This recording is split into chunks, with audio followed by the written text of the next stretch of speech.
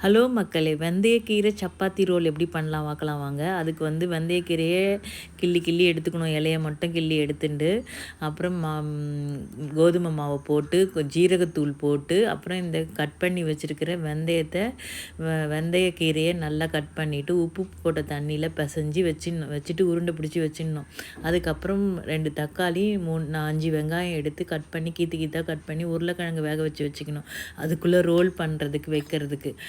இப்போ அந்த ஹாட்டாக இருக்கு இல்லையா, அதனால் நான் அதை கத்தியில் கட் பண்ணி அதை பாருங்கள், இந்த வெங்காயம் தக்காளி வதக்குனதில் அந்த உருளைக்கிழங்கு போட்டு மிளகாத்தூள் கரம் மசாலா போட்டு கலரி வச்சுட்டேன். அதுதான் உள்ளே வைக்க போகிற பூரம். இப்போ நம்ம சப்பாத்தி பண்ணிவிட்டு அந்த வெந்தயக்கீரை அப்புறம் ஜீரகம் எல்லாம் போட்டு பிசைஞ்சு வச்சுருக்கோம் இல்லையா, உப்பு போட்டு அதை நல்லா திரட்டிட்டு அதை சப்பாத்தி பண்ணி இங்கே பாருங்கள் ரோல் பண்ணுறேன். அவ்வளோ சூப்பராக இருக்கும். எல்லா குழந்தைங்களும் அதை விரும்பி சாப்பிடுவாங்க.